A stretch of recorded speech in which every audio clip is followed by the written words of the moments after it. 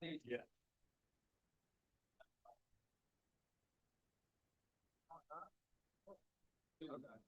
I'll make sure to keep everybody posted on it.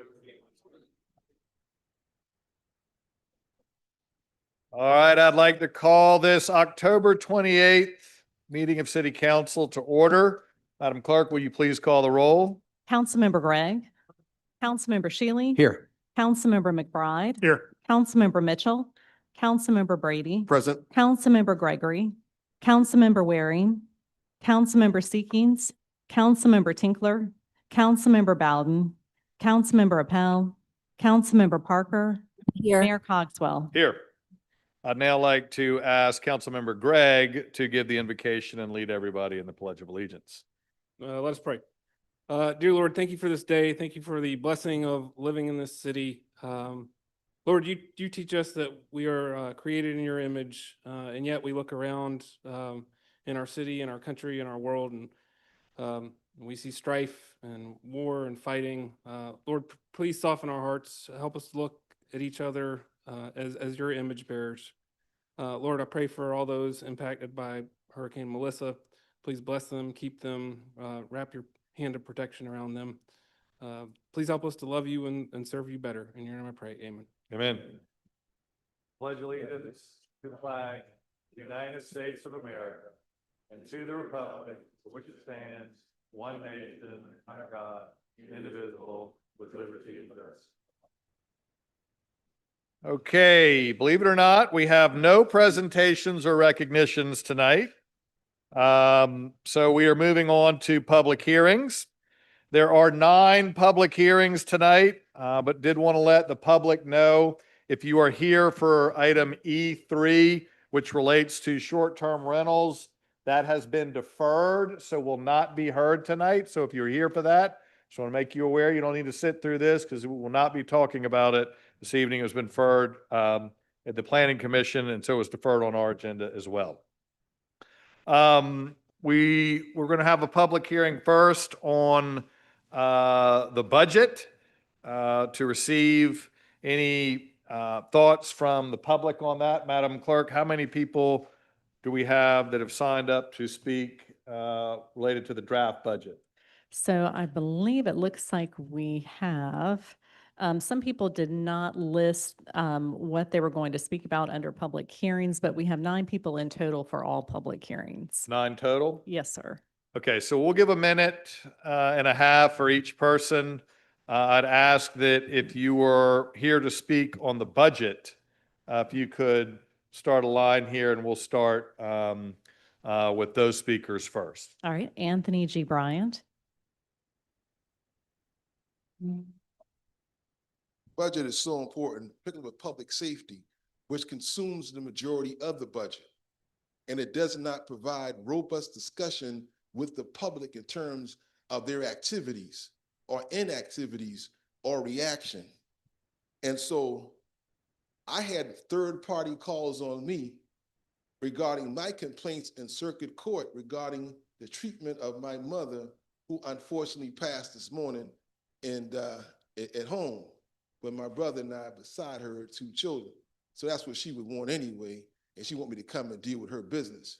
So we petitioned you in the budget. There's somebody here who made an accusation of me being in the meeting. You're there, all the doors are locked. It's an advertised public hearing. We pay this man. This man didn't send someone our money to come talk to me about the mayor feeling like he was violated. So therefore, that's 5 years in prison. Each one of you is 5 years in jail. Political violence is real in America. So people who are politicians can be perceived to be threatened by time and go to jail. That's why I'm here. I reserve my time for public comment. Ashton Finley.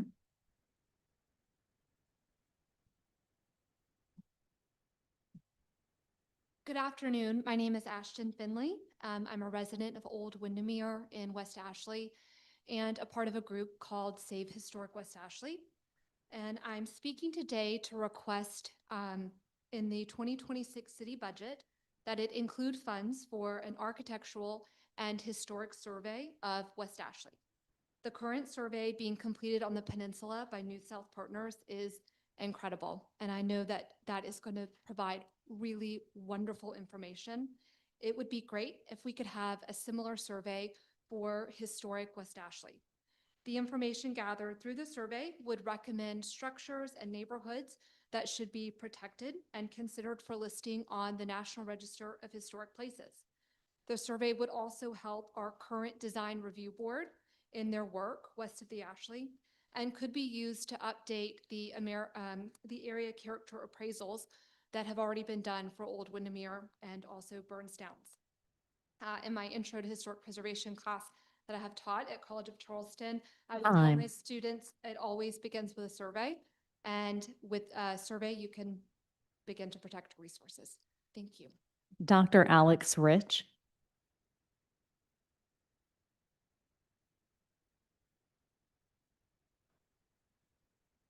Hi, good afternoon. My name is Alex Rich. I am the new president and CEO of the Gibbs Museum of Art. So I just wanted to take the moment to also introduce myself to everybody as a newcomer to Charleston. I'm here to represent the museum as we have an application in for the accommodations tax grant.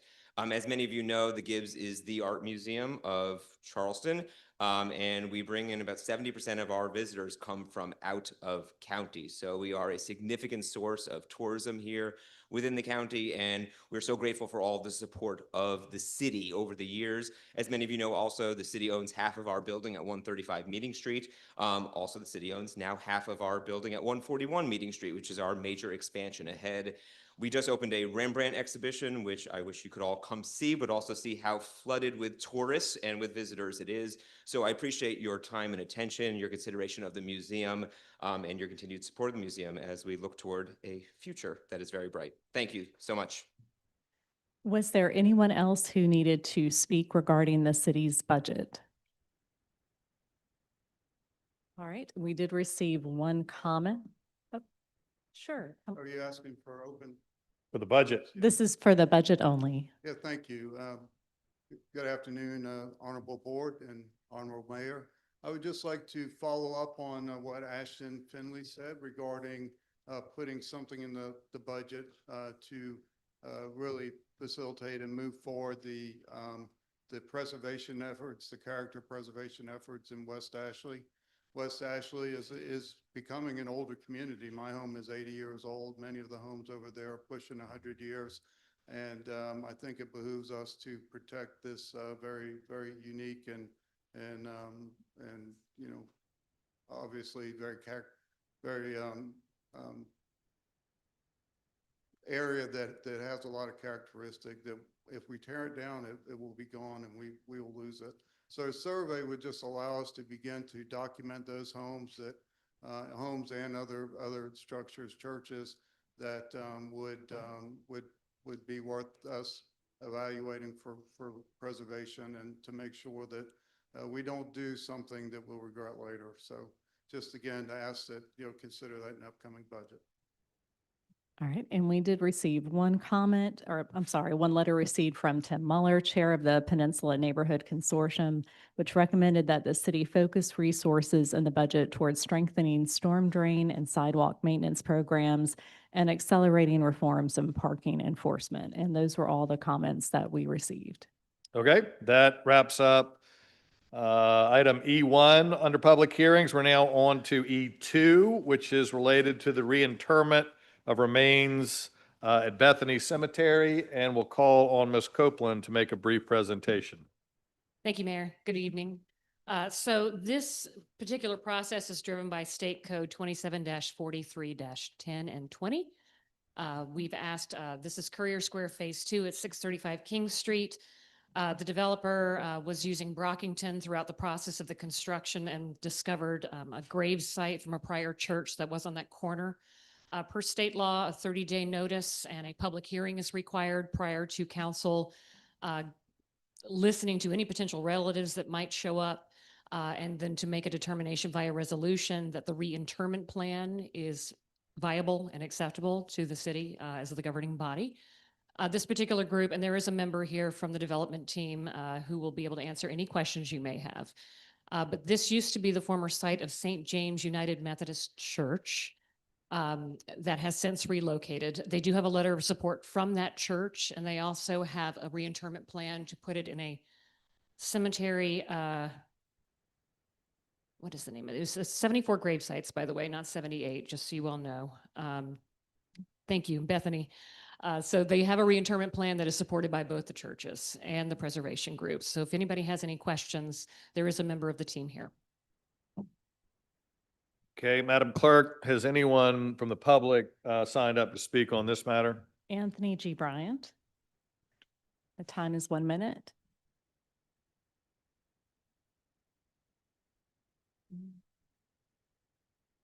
Brian here. There he is.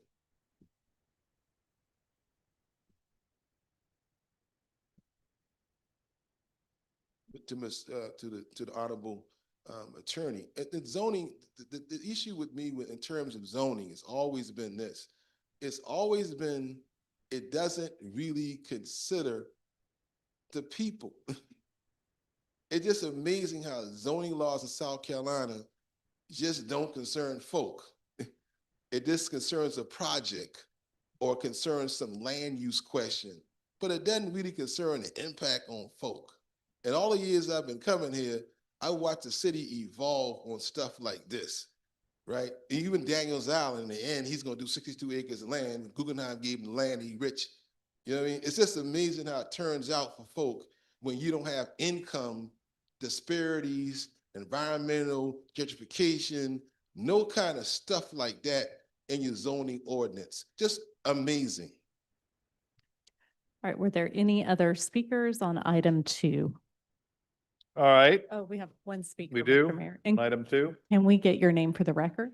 Anna Catherine Alexander with the Preservation Society of Thank you. Charleston.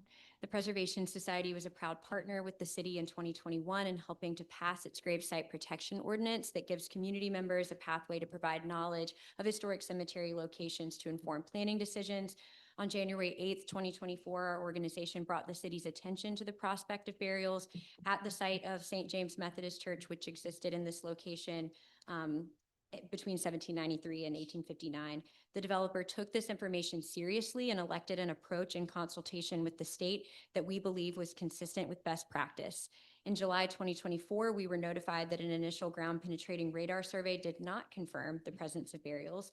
Yet during construction, 74 bodies were found, and this situation is instructive for future projects in that clearly our technology for subsurface investigation is not sufficient to provide clear view of what's there.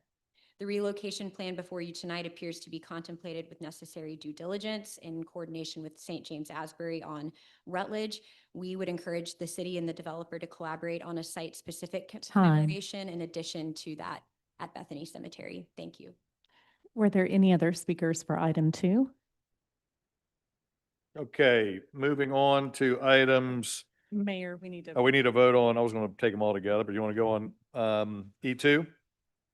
And then we'll take the All right, rest together. let's go. I have a motion on I move for E2. approval, Mr. Second. We have a motion made, probably seconded. Any further discussion? If not, all those in favor signify by saying aye. Aye. Opposed? Ayes have it.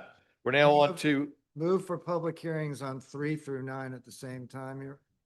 3 has been deferred. Right? Are we still gonna have So a 4 public through hearing on 9. it? Are we still gonna have a public hearing on it because it was published? We will. We're going to let Mr. Morgan speak and then we'll see who's all together. Take 3 through 9 for public hearing together. is my motion. Okay, we have motion made, properly seconded. Take them all together. All those in favor signify by saying aye. Aye. Opposed? Ayes have it. Mr. Morgan, turn it over to you. Thank you, Mr. Mayor, members of council. We'll do this very quickly. So we've got, obviously, the first one is deferred, which is the STR amendments that we are going to be working with the neighborhoods on a little bit more to refine that.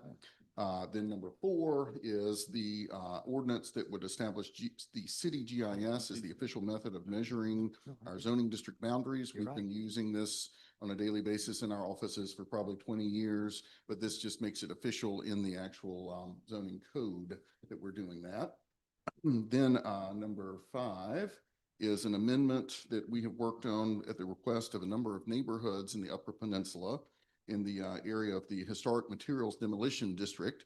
And a number of the key neighborhoods in that area are Wagner Terrace, Hampton Park Terrace, and North Central. And they had sent a letter to the city with interest in having an amendment to that code related to the BAR's historic materials demolition area, so that when folks were having a demolition approved by the BAR, because that's the only purview the BAR has up in that area at present, that they could also voluntarily submit for giving the neighborhoods and the surrounding neighbors and the BAR a look at what the new addition or change to the structure would be, rather than just looking at the demolition aspect. And this has been vetted through the neighborhoods, through preservation organizations, and has had very strong support. So we're very happy to see that moving forward, and the Planning Commission has recommended for that as well.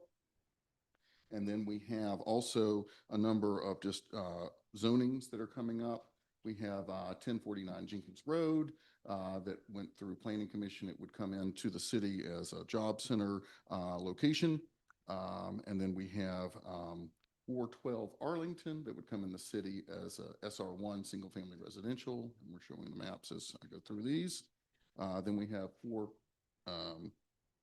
there we go, Wisteria, 1251 Wisteria, which would come in the city as SR2.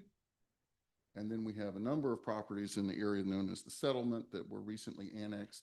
And these would come in the city as SR2 as well, which matches their lot sizes in West Ashley.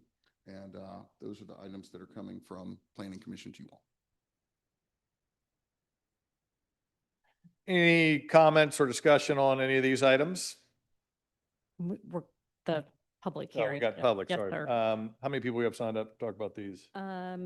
Well, we do have a few. Did you want to keep it to 1 minute? Keep it in a minute. Okay. Yep. Jeff Stats.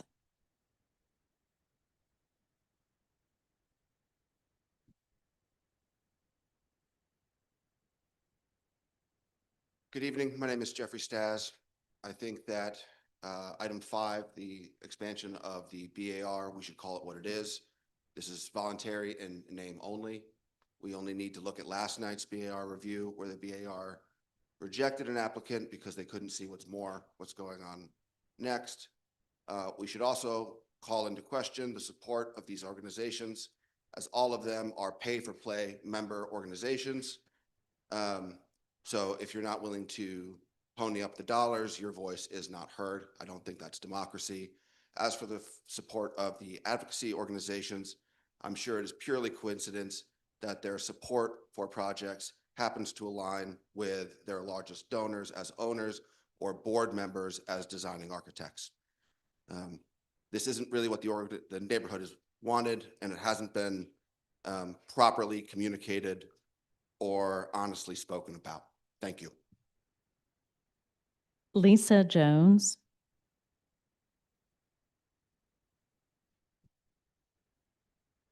Hi, good evening.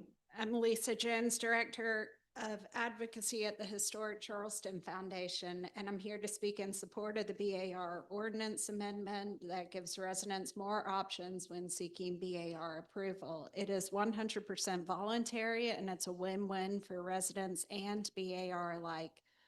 This amendment addresses the current problem of restricting the BAR to considering only the existing facts and not being able to see what comes next when they're evaluating applications for demolition.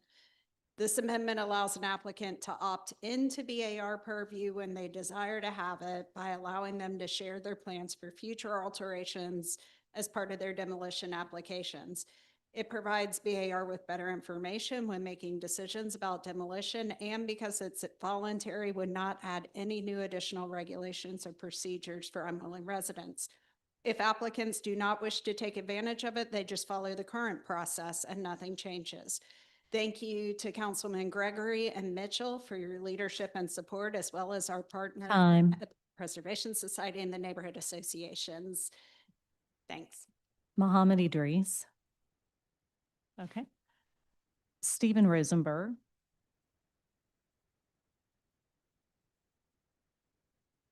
Good evening and thank you. Stephen Rosenberg, President of the North Central Neighborhood Association. I'm here in support of the BAR amendment to allow voluntary purview.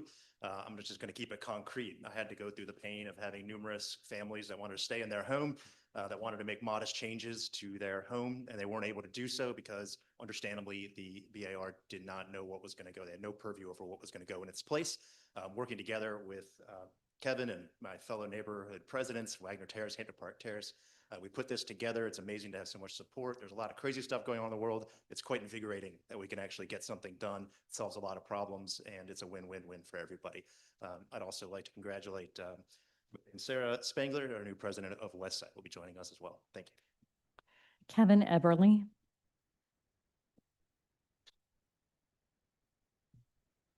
Hi, my name is Kevin Eberly. I live in Hampton Park Terrace, which is on the National Register of Historic Places. I'm the current neighborhood president. Just a couple of quick things. We've been working on this, as Stephen said, collectively with our friends on city council and with the mayor, the advocacy organizations, and not a single person in my neighborhood has expressed any opposition to this. And so we are totally on board. It is, as you've already heard, a win-win situation. I'm a huge supporter of preservation and the BAR, and I'm 100% in favor of this. And then just lastly, at least I can't speak for all the other organizations. My own neighborhood has no dues. It's just kind of show up and say whatever you want. So I don't know what this pay for play idea is, but that's not my neighborhood for sure. So anywho, would support it. Anthony G. Bryant.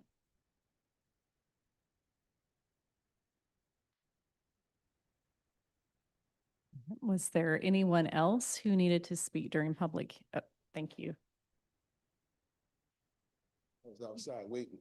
The issue with board membership is a question.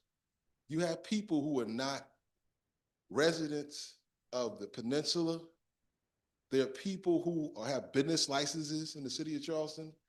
I understand you have an issue in terms of, people that want to participate. I don't think it's vigorous enough in terms of notice to folk who live in the communities and neighborhood.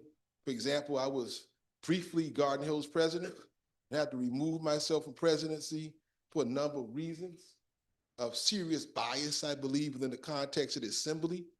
And in fact, the assembly is somewhat naive to the folk who have been here forever.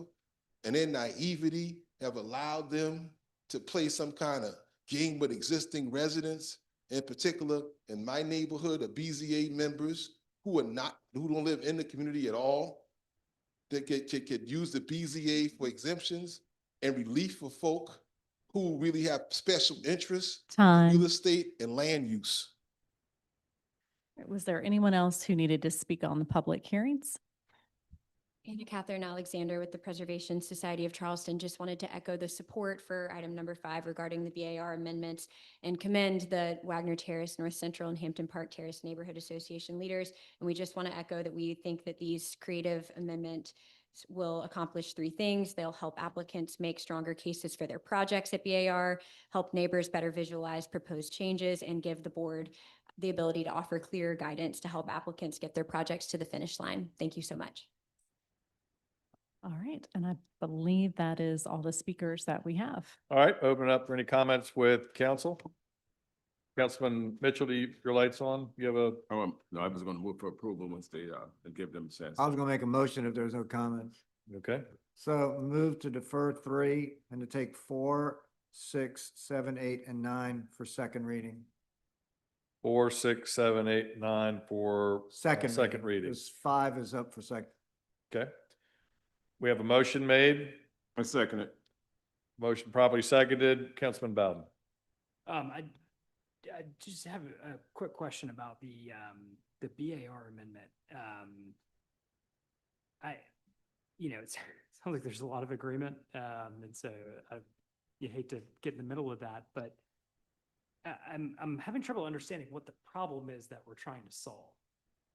The BAR does not have purview over anything but demolition, but they are not approving demolitions because they don't have purview over anything but demolitions. Is that, that is what I heard between the lines at the last 2 meetings.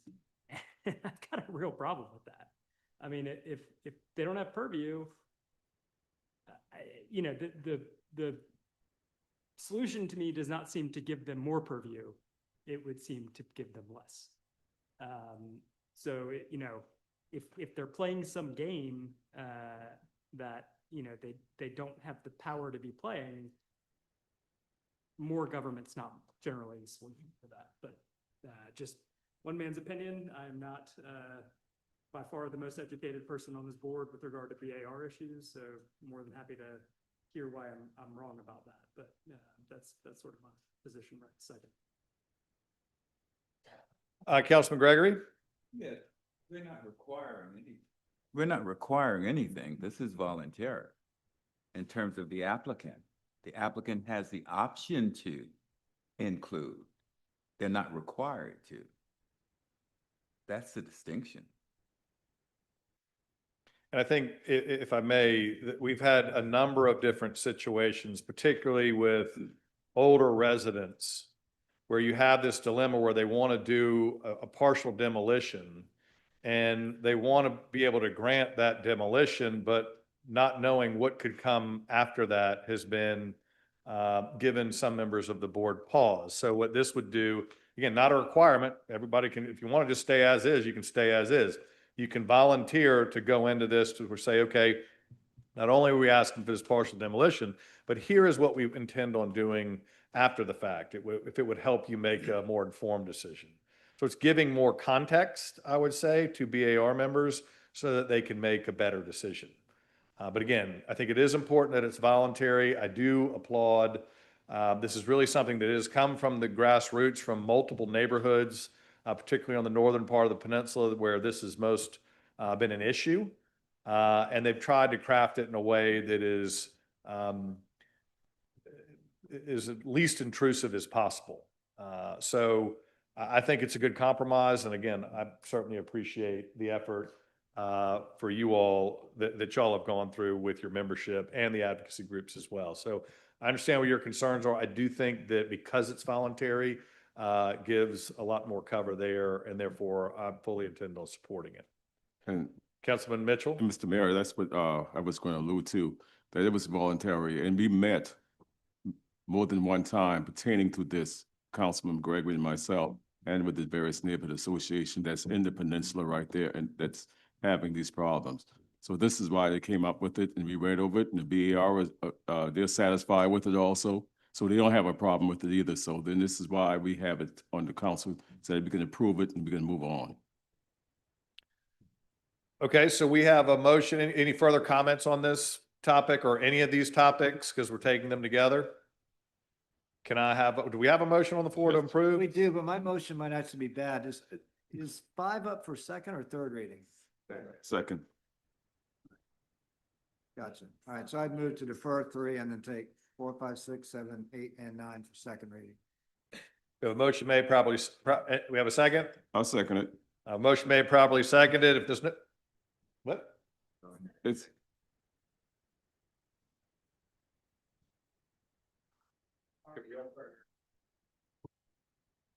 So everything except for item 5 is a first reading. 5 is the only item that's a second reading. All right, so back to my original motion then. Yes. So this is 4, 6, 7, 8, and 9 first reading. Thank you. So we have that motion made. We have a second. All right, motion made, properly second. There's no further discussion. So all in favor, signify by saying aye. aye. Opposed, ayes have it. Now move 5 for Second. second reading. We have motion made for 5 for second reading. It's properly seconded. No further discussion. All those in favor, signify by saying aye. Aye. Opposed. So Wait. moved on 5 for third. Second. So we have motion made for third reading on 5, seconded. All in favor? Opposed? All right, all ayes but one. All right.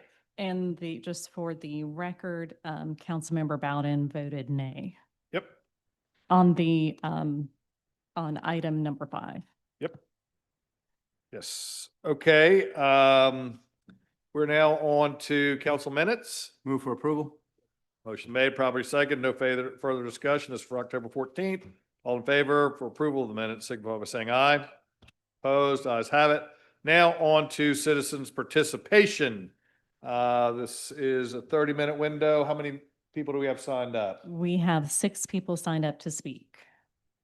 Okay, we'll keep it consistent, give everybody a minute like we gave on, public hearings. All right, the time is 1 minute. Stephen. And Summer. Really funny.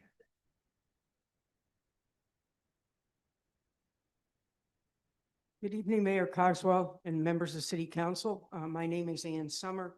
I am the chairman of the Dockside Association Board at 330 Concord Street. Exactly 8 months ago today, the city issued an evacuation of 134 households at Dockside with 2 days' notice. This was a financial setback for many and financial ruin for others. In August, co-owners voted overwhelmingly not to repair the tower, which allows us to market the property for sale. But we can't do that without guidance from the city on what will be allowed to replace it.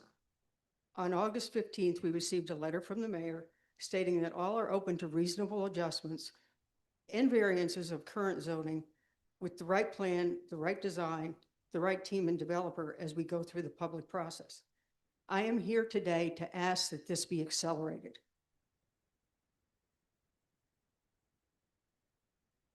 Time. We need,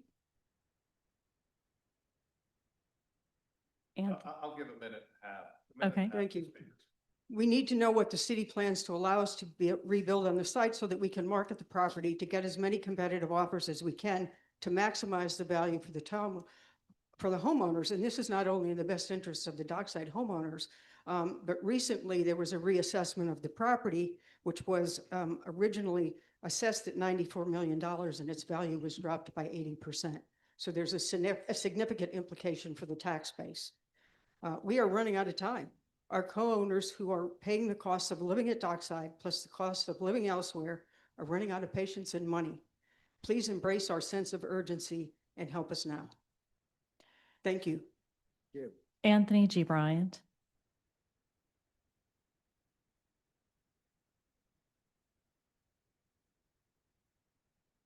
This right here is for the woke Republicans and the Catholic Diocese of Charleston, which we get letter from the person who moved on from her son.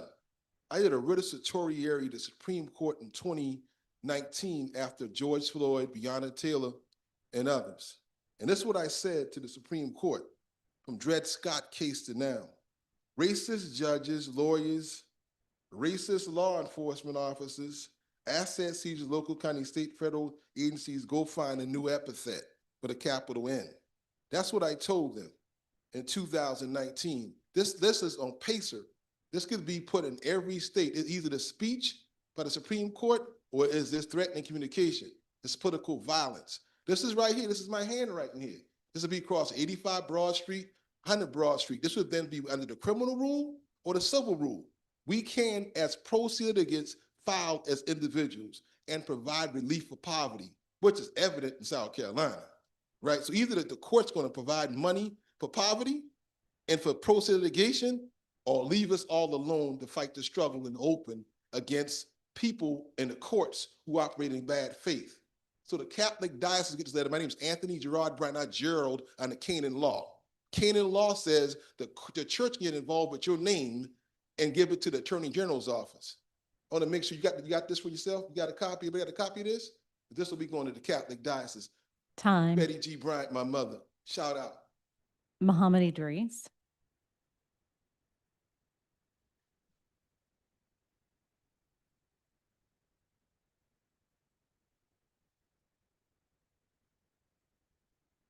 Evening. The new Pope said these words, "Peace be with you." Our religion teaches us Judaism, Christianity, and Islam to greet each other with the word, "Peace be unto you." 1400 years ago, it was predicted that in the last day, we would see Muhammad and Jesus together. This picture here and these words by the Pope, the first Pope from America, saying, "Peace be with you," Assalamu alaikum is showing that the prophecy has and it is being fulfilled. Thank you. Neil Donnelly.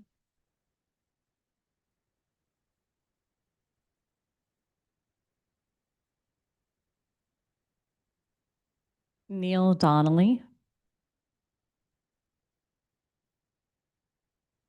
Jonah Nestrick.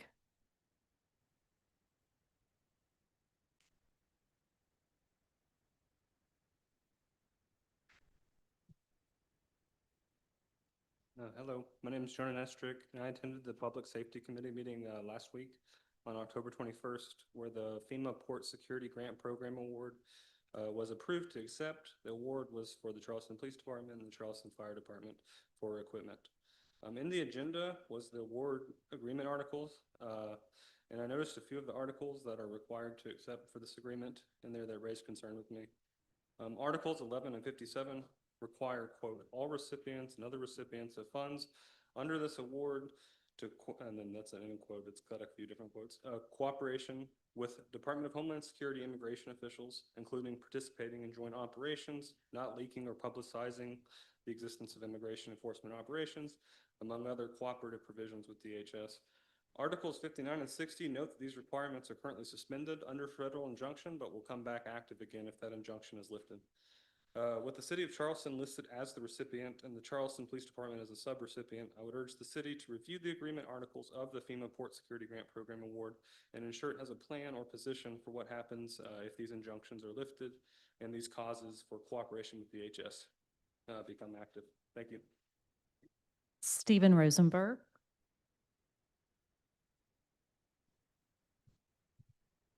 Thank you, Stephen. Here again, I'm here on behalf of the neighborhood North Central. We had another shooting incident.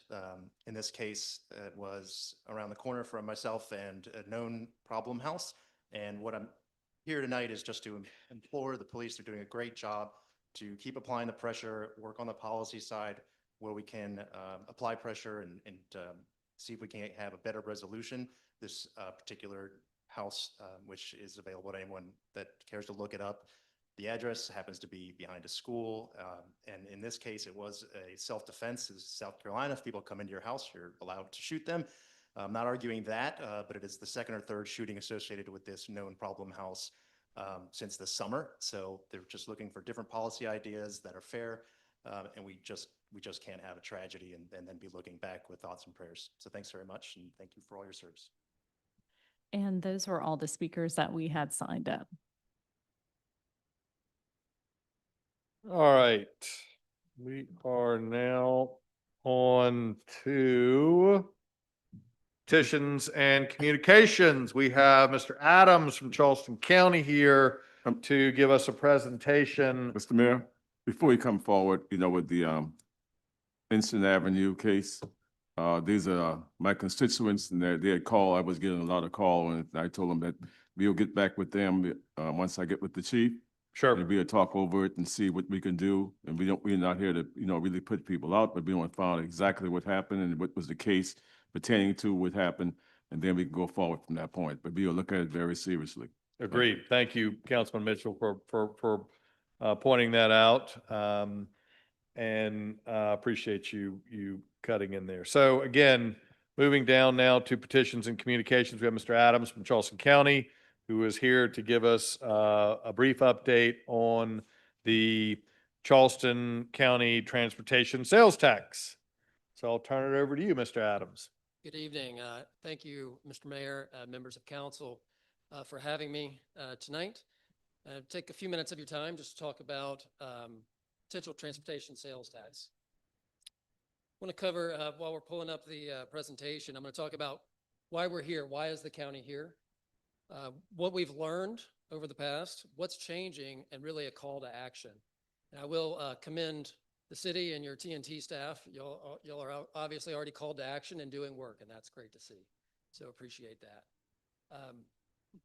Moving forward, so the investment's been made in 2 local option sales taxes. The one now, the first one in 2004, is set to expire in 2027.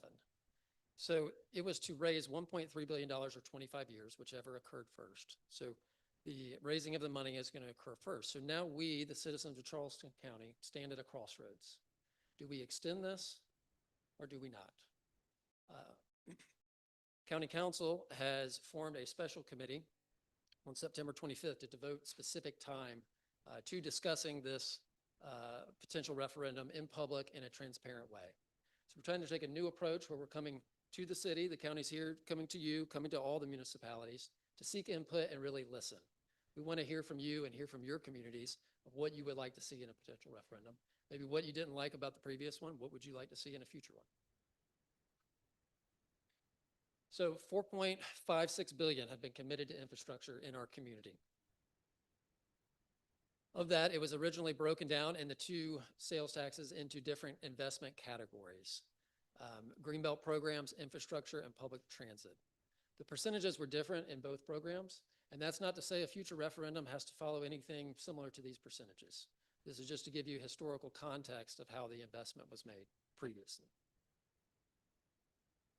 One of the important things is the raising of the money here locally has allowed us to leverage additional money from outside the county. So we've been able to match $1.2 billion in state and federal grants from outside of the county, bringing that into the county on our infrastructure projects. So this was brought up earlier at the TNT meeting, but we estimate nearly half of the revenue that comes in is from outside of Charleston County residents. So that's people, tourists that come in to visit. That's also commuters that come in to work in the community. And also, like I mentioned, the leveraging of state and federal dollars that we bring in as well.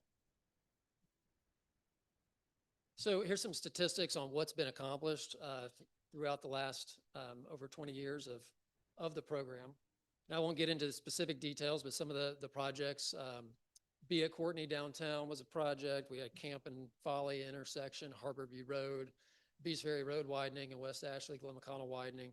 17 at May Road ongoing. That's the largest infrastructure project in the history of Charleston County. So about $10 million a month is invested in that. That's the magnitude of that project that's going on out in outer West Ashley. Thing to note there is all of those projects are on the state system. Those are on SCDOT owned roadways. So the local investment has allowed us to kind of control our own destiny and address problems that are not being addressed on the state level. Now, I will, in their defense, the state system is the fourth largest highway system in the nation, and we're one of the smaller states. So they obviously have their hands full. Their primary source of revenue is the gas tax. That's a regressive tax, right? Because our vehicles are becoming more fuel efficient. So the dollars that went or were received aren't going as far as they used to. So the state really does have their hands full. They are primarily focusing on interstates and bridges that I can see. You know, they have many bridges that they're addressing in the upstate.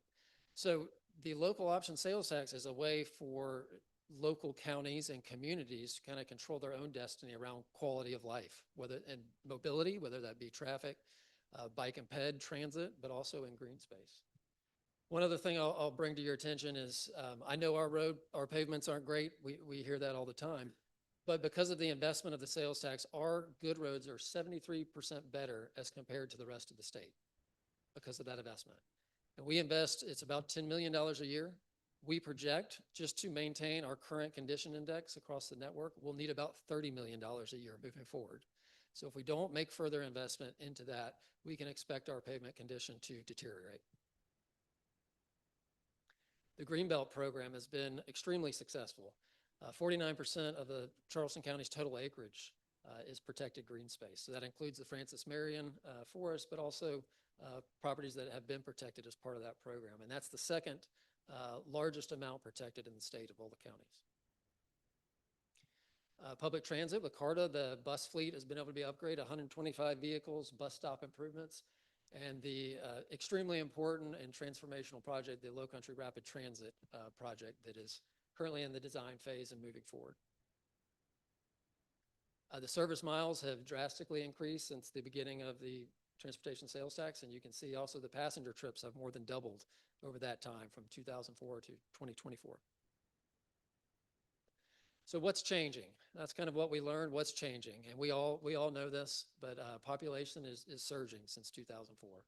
Just in Charleston County, we've increased 110,000 residents, so a 33% increase. That's not including Berkeley and Dorchester. We're just talking Charleston County. So vehicle registrations up over 40% since 2008. So we're seeing more and more vehicles on our roadways. What do we expect to happen? So over the next 10 years, we expect the population to increase another 42,000. So more people means more vehicles on our roadways. So call to action and where we are now. I mentioned council forming the special committee. They've asked us to get out and engage the public, to really listen to the public, to use that input to develop a transparent plan that the public can support and trust in the way that that is put together. So we're in that phase now in October, November.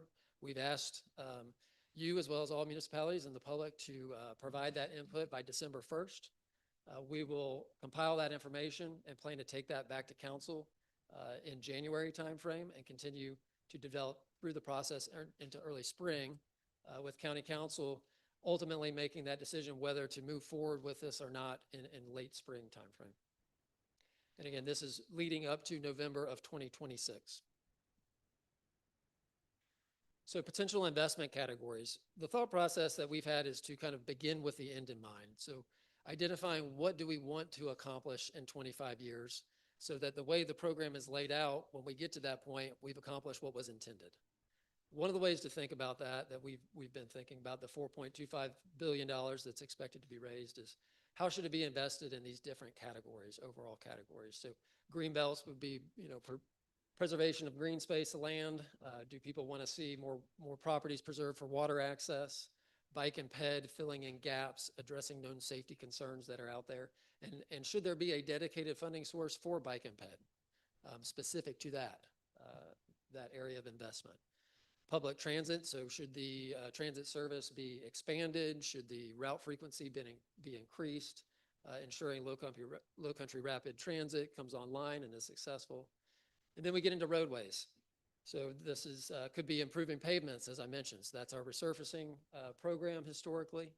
One of the things we're talking about in the rural areas is rural road safety. So shoulder widening, safety improvements in the rural type areas.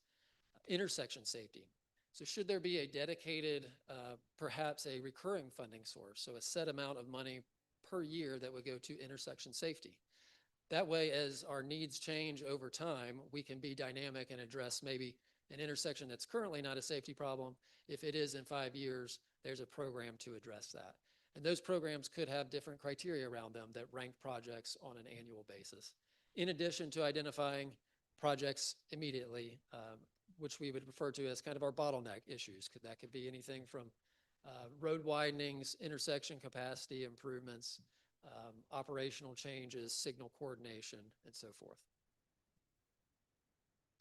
So finally, the call to action is really to get involved, and we encourage all the public to do this. We have a questionnaire online. I will mention the numbers so far. We started that online about a week and a half ago. We're at over 950, almost 1,000 responses. When we did this in 2024, we had 1,018 total. So we're already in a week and a half, we're seeing good results and good input from the public on that survey. So very encouraging that we're being able to hear from the public. So attending meetings and workshops. So we're here tomorrow. We'll be at 17 in Maine. We'll do a project briefing. We'll also be at the James Island Intergovernmental Meeting. Next week, we move on to other meetings at other municipalities, reaching out to stakeholder groups to meet with them. We've also got a request a speaker. If someone with a community organization would like a speaker, you can go onto our website, charlestontransportation.com, and request a speaker there as well. Really trying to get out into the public over the next 2 months and get as much feedback as we can by December 1st. There's our QR code. That'll take you to the online questionnaire survey. And just some things to think about, and I'm happy to address any questions, but what have the successes and challenges been of the existing transportation sales tax program from your perspective? Which key investment categories are most important to your community? So that, could be different for each community is going to have different needs, right? What may be needed in the city of Charleston may be different than something in a rural area. And then are there any other areas or things that we are not thinking about that you would like to bring to our attention?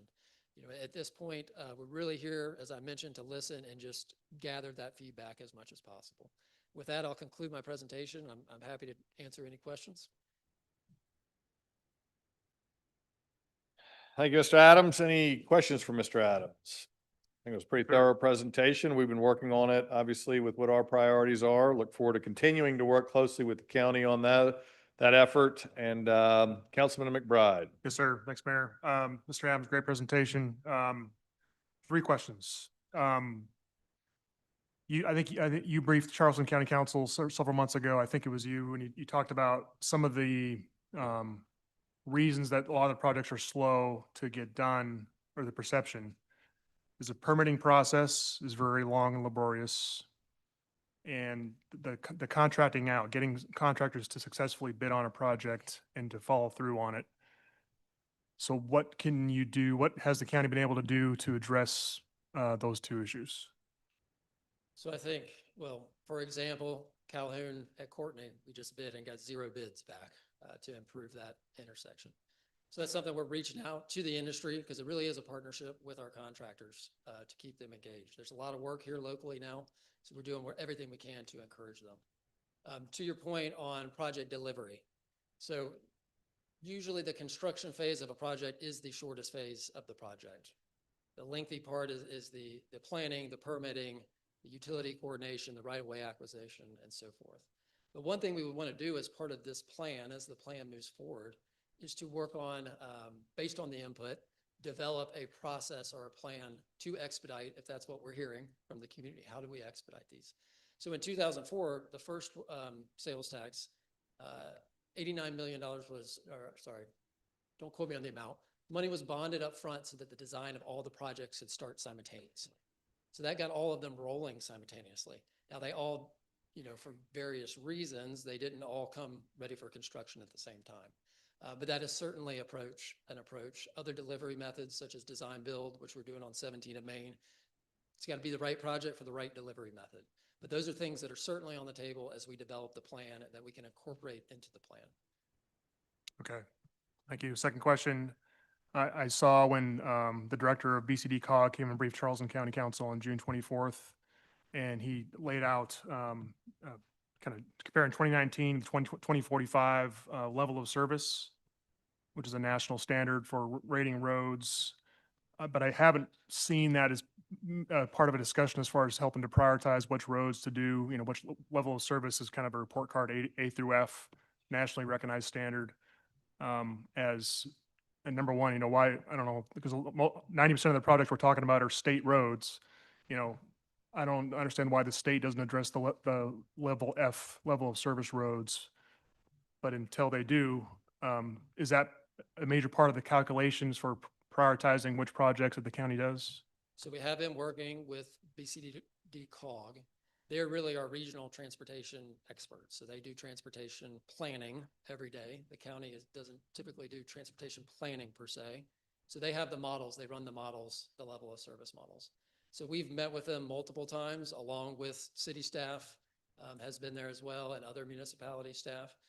Talking about that, one of the things that is considered, or has been considered, is looking at level of service, looking at those factors. We haven't gotten to that point yet because we're really still in that listening phase now, and really want to see what the different communities want. So we're not to that phase, but certainly something that's in discussion. Okay, awesome. Last question. The idea of a shorter time period instead of 25 years, 7 years, 10 years, something like that, to be able, and I'm sure it's been talked about, but just looking for your just input on that as far as the pros and cons. Obviously, the con is that you can't bond as much money up front. I get that for a shorter period, but a pro would be that you could kind of adjust every few years based on population growth, unexpected economy, things like that. So just what are your guys' thoughts on the length of time? Well, the simple answer is County Council has asked us to explore this option, so that we're looking at transportation sales tax. I do think there's ways to do both with a transportation sales tax. Infrastructure projects, major ones, are so expensive that you do need the ability to bond and borrow to get those done. But you can also build into a plan flexibility throughout the year so you can be dynamic with an annual allocation program. And that's something that, we have now, but I could argue that maybe it could be bolstered and you would have more ability to, we're seeing average cost for a roundabout up to $5 million, but perhaps there could be an intersection safety category. And we lay out a plan for 5-year increments so that you can be more dynamic with the funding. Something to consider. It just depends on, ultimately how that plan is laid out. Thank you, Mr. McBride. Councilman McBride. Thank you, Mr. Adams. If no further, you have Mr. Waring? Yeah, I do. This is not going to be something you can answer today, but obviously we call this place the Low Country, and it's just not a nickname. This place is really low. So during king tides and heavy rains, when roads flood, I know we have the big debate going on whether it's a drainage project or a highway department project, but when water's on the road, people just simply can't drive through it. So I think getting to an answer on that sooner rather than later certainly is going to make sense, because it's not something that just plagues the peninsula. Harborview Road, doing king tides and heavy rains, floods. Long Point Road over in Mount Pleasant as you approach Palmetto County Park. The tide takes over the road. You can't take it. You can't transverse it. Up by Gilligan's on Main Road, same thing happens there. So there are a number of places. Obviously, coming across on World War I Bridge on 61 as you veer to 61 to go to St. Andrews Boulevard. That never used to happen. But today, now we have to put a barrier up because the water's so deep you can't drive through it. So getting an answer on that, I think is going to be very important for the success of the half-cent sales tax. And so carry that message back. I think it would be helpful. Yes, sir. I hear you loud and clear. CTC has actually funded a project on Central Park Road with the exact same There you problem. go. That's right. Because we know that when the road is overtopped, that creates a traffic safety issue, but also a rerouting of traffic problem. Our team has been in discussions, preliminary discussions with Department of Revenue. They've been very receptive and very willing to help and give us feedback. Some of the guidance they've told us is they would need to make determinations, they would need details on the scope. So, more detail of exactly what the project is, what the goals of the project are, where is it located, and kind of some more fidelity around the project so that they can make a determination. They can review state law and make that determination of if it is eligible or not. But they have said they would be willing to do that. So it's an encouraging communication with them that they're willing to work with us to provide that guidance. Okay, thank you. And then I heard it here talking to Councilmember McBride, but pay as you go versus bonding it out. I'm a fan for bonding it out. So I'd love to address that one real quick. So we talked about in 2016, we called it pay as you go, but we always anticipated that there would be borrowing in that. What we learned from 2004 is projects can be delayed because of permitting. And if you bond too early, you might have money sitting idle in the bank that you're paying interest on. So being strategic with when we borrow so that that money is not sitting idle was more of the approach in 2016. Now, we didn't bond up front where all of them started at the same time. There was a little lag there in rolling that out, but it is a constant balancing of revenue versus expenditures and making sure we're staying below that. We're not overspending the revenue that's come in. But we do anticipate in the 2016, the need to bond. Main at 17 is rolling. We've got the airport connector road coming up, other large projects coming up. So it's always been anticipated. It was more in just the talking point of pay as you go versus bonding. But I hear you that the bonding allows you to jumpstart things off the bat a little bit more, but you still have to be strategic in the timing of that borrowing as you develop the plan. Sure. Any further questions? If not, we got one more presentation tonight that Councilman Waring helped arrange. I'd like to welcome Ms. Lisa Frankel, who is the president and CEO of the Gilliard Center, to tell us a little bit about what's going on at the Gilliard. Want to say anything, Councilman Waring? I'm gonna let her talk first, and then I have a few words after. So- No, no, listen, this is very good news that you are gonna hear today. I know the Gilliard is one of the first public-private partnership in the city of Charleston. It was a $142 million public-private partnership that took certainly this to the next level. That process has stayed engaged for a decade. And some of that, you're going to see the results tonight. So, Ms. Frankel, stage is yours. Thank you so much, and thank you for inviting us here to talk about the Gilliard Center. We really appreciate our close partnership with the city. I wanted to just recognize and thank Councilmember Waring for inviting us and Mayor Cogswell for being on our board, and also recognize a number of our board members who are here tonight, both in the front row and further back. This really is a joint project, and we're really grateful for all the people that make it happen. So I think you guys, most of you know, as Councilmember Waring just said, the Gilliard was formed as a nonprofit in 2015 to run the Gilliard Center for the city. It was an investment that the city made jointly with the private community in our building, and we wanted to tell you about what all of this has resulted in for our community. We're pretty proud of what's happening at the Gilliard Center, and we hope you will be too. And also it's our 10-year birthday. If you're able to do the math, it's our 10-year anniversary. And so we have a lot going on this year, and we hope you'll come and join us and celebrate with us and see your community in action. So one of the things that the Gilliard Center is a cornerstone of our model is that it has been providing a community asset that supports businesses, other nonprofits, and the city with important celebrations, conferences, and product launches. We're one of the only buildings on the peninsula that can support these income-generating events. And the Gilliard's financial model is designed to use the income from those events to support our artistic and education programming. This is a really important model, and it's one that has been very successful for the Gilliard Center. A couple of specific examples are something like the library conference that's coming in a couple weeks. It's been at the Gilliard every year for the past 10 years. Librarians come from around the world to attend this event. And they have a direct spend of about $2 million with an economic impact about $3.5 million. The other one that I know you're all familiar with is the Food and Wine Festival Classic that takes over the whole city and provides a significant economic impact. We're proud to be a central site of this event with a direct spend about $7 million and conservatively a total economic impact of somewhere between 10 and 12 million. So these rental events are a really important source of earned income for the Gilliard Center. Our $13 million operating budget, rentals provide about 1/3 of our revenue, which is balanced 1/3 from ticket sales and 1/3 from contributed revenue, including city support.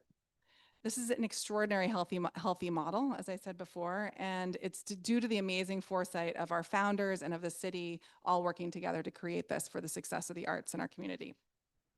So what does this enable us to do? The first part of our mission is about commissioning, producing, and presenting great art across genres and being a place of community. We think that collective experience is important in building community, and we curate programs that are intended to be meaningful and welcoming to all community members. We have over 50 different programs across all different art forms this year. There's literally something for everyone. And whenever possible, we're committed to developing deeper relationships with these artists so that both Charlestonians have the best access to the art and to invest in supporting these artists as they develop work. We want the artists to think of Charleston as a city of the arts just as much as we want community members to be proud of this. The Gilliard Center is also investing in bringing much of this work to Charleston. These are projects that don't pay for themselves with ticket sales and require fundraising. They include things like dance. We're very proud to be considered a premier presenter of national and international dance companies in our community. Broadway luminaries, a speaker series where we provide a platform for sparking the most important conversations in our community. This is a picture of Justice Ketanji Brown Jackson, who was here just this September. And of course, there are a number of special projects that defy categories, but really put us on the map culturally. That final picture there is a program called Rite of Spring that toured to only 4 cities in the country: LA, San Francisco, New York, and Charleston. So that really helps define us as a city of the arts, which I think is really a wonderful thing for everybody in our community. We also produce and commission new work that helps to highlight untold Southern stories. We're presenting 4 commissions this year for our 10-year anniversary. The one that I'm most excited about is a new ballet called Dark Water that is choreographed by Dwight Roden from Complexions Contemporary Ballet. The work is an homage to one of the defining elements of the Low Country, the special types of dark water that we only find here, including the tidal marsh, the cypress swamp, the rice fields, the harbor, and the beach. It'll feature a new symphony composed by local composer Edward Hart and will be performed live by the Charleston Symphony when it premieres in March. We're commissioning this work with the Charleston Symphony, and it's an example of how partnerships can work to elevate both institutions and the city. Complexions tours around the world. So after this work premieres here, we expect they'll continue to perform it worldwide, along with the tagline in every program around the world that this was commissioned by the Charleston Gilliard Center and the Charleston Symphony, further elevating the role of Charleston and our community's role in promoting the arts in our nation, and also spotlighting an important feature of the Low Country that really helps our community shine. Another example of a commission is a very different but equally community focused. It's a new public outdoor installation that transforms trees into sculptural works of art through large-scale nighttime projection. The program is called Monuments, and it celebrates individuals from the Charleston community and challenges the traditional idea of what public monuments are. The faces we're planning on projecting on the trees are local Charlestonians who are nominated by the community for being unsung heroes. They're chosen by a diverse jury, pictured here, that includes people like the Poet Laureate, Asia May, the head of Seaweed, John Powell, LaVonda Brown from the YWCA, to name a few. So we hope these individuals are really representative of Charleston. Uh-oh. Well, we also do master classes, and I don't know why we're not seeing the picture of it. Oh, there we go. And we open up the artists to further engagement with our community. And our art spills out of the building, most notably around the holidays when we erect a Spiegel tent on the lawn of the Gilliard and fill it with extraordinarily intimate performances that allow our community to engage with each other and art on a different scale. So that's half of what we do. And we've saved the best for last. The second half is about education and community. We have a lot to tell you about our arts education program. But I wanted to start first just by highlighting that in addition to working with the kids, we also provide 1,500 tickets per year to our veterans through our Vet Tix program. This is a $100,000 commitment by the Gilliard Center per year on behalf of welcoming the community members who've given back through their military service. We want our veterans to know that they have a welcome seat at the Gilliard Center. We also have a $10 ticket program to ensure that our season remains accessible to all. We are a Culture City site with resources for neurodivergent attendees, and we have upgraded our website to be accessible to the hearing and sight impaired to make sure everybody's included. Finally, we've spent some significant time this year starting a collective with our fellow arts institutions in town to encourage collaboration and arts advocacy as a sector in our community. We hope to have the opportunity to collaborate with the council and the city to talk about how this group can be helpful in bolstering our shared objectives. This is a list of all of our community partners, so we really put our money where our mouth is. We strongly believe in the principle that the rising tide raises all ships, and we have thus partnered with every institution on this slide. We hope the city also sees us as a partner in developing new cultural programs that work to grow our joint ambitions in Charleston. Okay, now so it's the best part. In addition to all of this, the element we're perhaps most proud of is our arts education program. We have the extraordinary Sterling DeVries, our VP of Education and Community Outreach, here with us tonight, who's going to share a quick look at our arts education program for the Low Country. Sterling built this program from scratch 10 years ago, starting with 10,000 students in that first year. We now serve over 30,000 students a year through our curriculum-based program, 70% from Title I schools.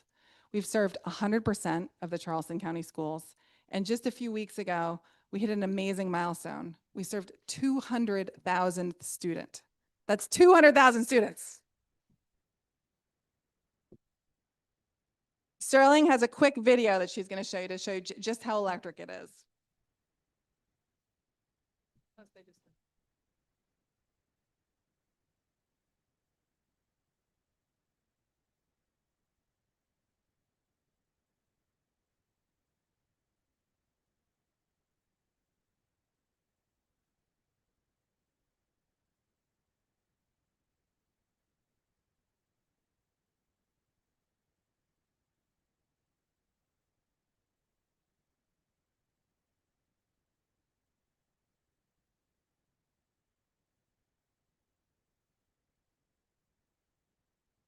You to be in charge.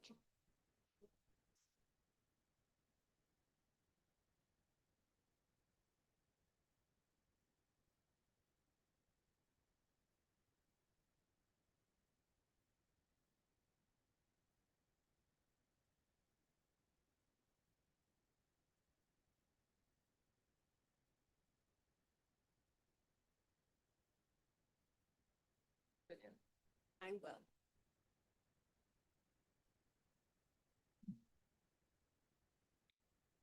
Good evening. I'm Sterling DeVries. Hello, I am the teacher who just went straight to all of you to pass out her materials and was stopped by security. So my apologies.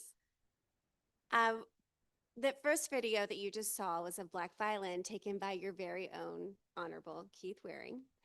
Keith is one of our biggest fans, making sure all students have access to the arts. Black Violin is a very unique group in the fact that those two gentlemen were classically trained. And they took the music that they loved so much from their playlist and from the radio and figured out a way to intertwine the both.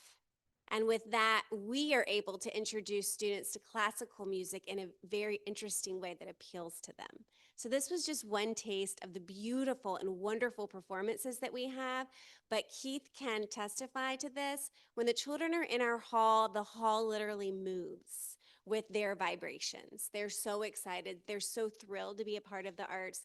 And I'm very lucky that it's my job to make that possible. So on top of Black Violin, we typically present 13 titles a year. As Lissa mentioned, we bring in approximately 30,000 students. With that, we typically support their funding and their bus transportation. And the reason we do that is because the Gilliard did something unlike any other performance hall. They hired a school teacher with a master's in arts and education to run their program. So with that, I make sure that everything we program is based on the South Carolina academic standards. It's meaningful, it supports curriculum, it gives the teachers purpose to leave their classroom, and it really enriches the lives of our students. So you see here some of our examples. We have Step Africa, which taught kids about the Great Migration. We have The Giver, which is a beautiful production based on a text that middle school students read every year. We have Tortoise and the Hare, another fable from Aesop that students are learning the story elements. And when they come to the Gilliard, they get to see that story come alive on stage. So it helps them process what they're doing in school in a whole different learning style. And then, of course, we have amazing speakers like the phenomenal Jane Goodall and Justice Ketanji Brown Jackson. So the possibilities and the amount of amazing things that we bring to the Gilliard Center for our students to engage with is quite tremendous.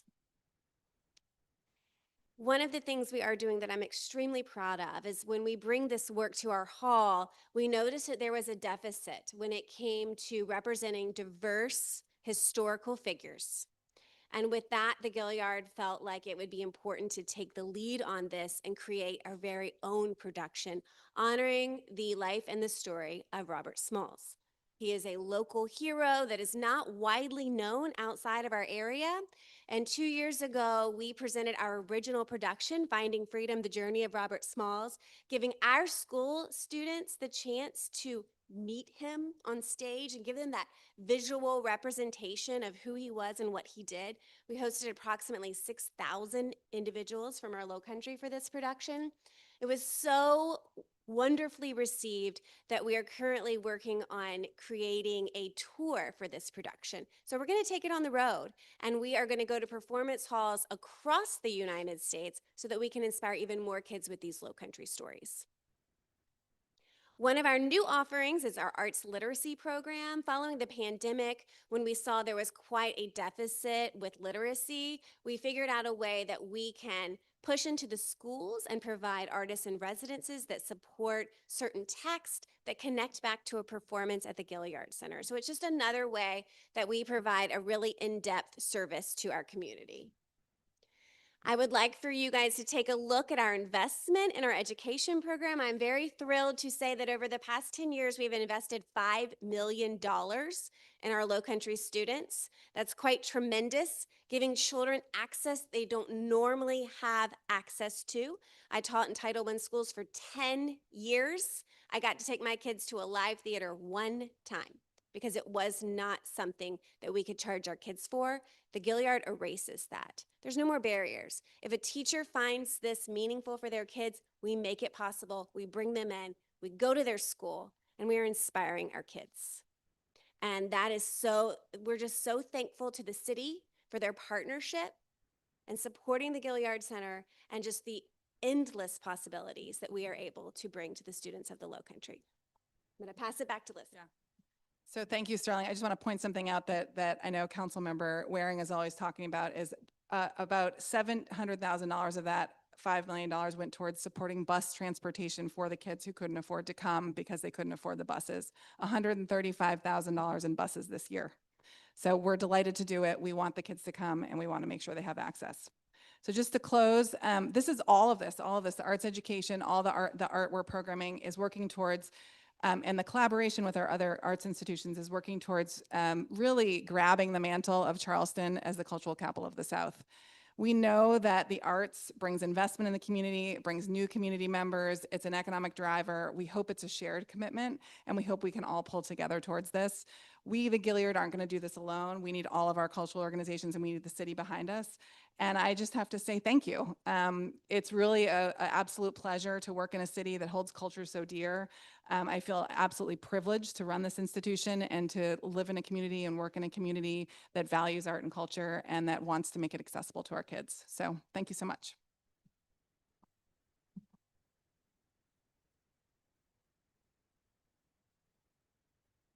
Mr. Mayor, if you will allow, Ms. Franklin, if you come back to the microphone, please introduce the board members that we have seated here. Now, let me tell you, that public-private partnership that happened 10 years ago, it continues today. When I mean that, it's the creative juices from the minds of the people that you see seated here that helps to keep the Gilead in the black. Because if not, remember, we didn't have that years ago, and the Gilead was dark and unprofitable, and did not have a reach regional, and did not have a goal of becoming the cultural capital of the South. So the Charleston Gilead Center, one of the biggest advantages and assets we have is the powerful board that we have that brings their A game when they come to board meetings. So would you please introduce every last one? Please stand. Absolutely. This is our board, Jeffrey Weingarten. These are some members of our board, Jeffrey Weingarten, George Benson, Ted Legacy, our chair, Nella Barclay, and we have Alicia Gregory right here too. No, I want them to stand. People can't see you on the other side of the room.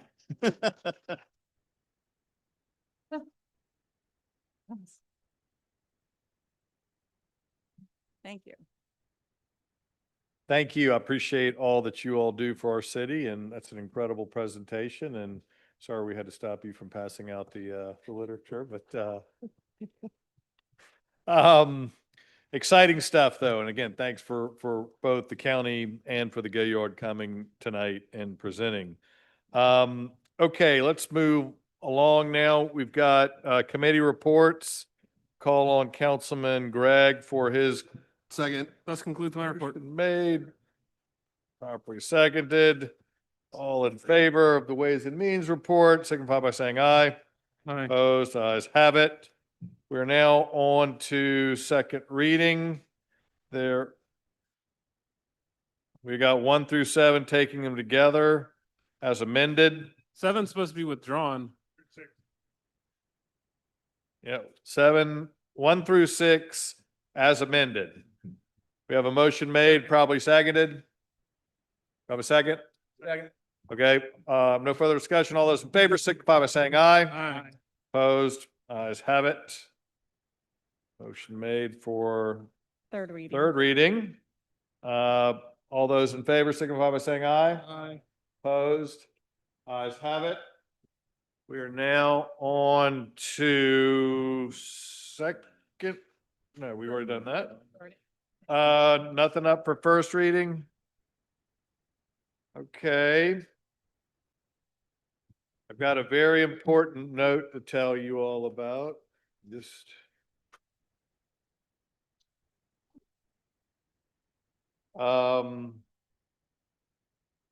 regarding next council meeting. If you all recall, the next council meeting falls on Veterans Day. So it will not be on Tuesday, the 11th, but the following day on Wednesday, the 12th. Same time, same general schedule. And due to a quirk in the calendar, we have a meeting the next day or the next week, right? We do. That's to keep it off of Thanksgiving, the Brady Amendment.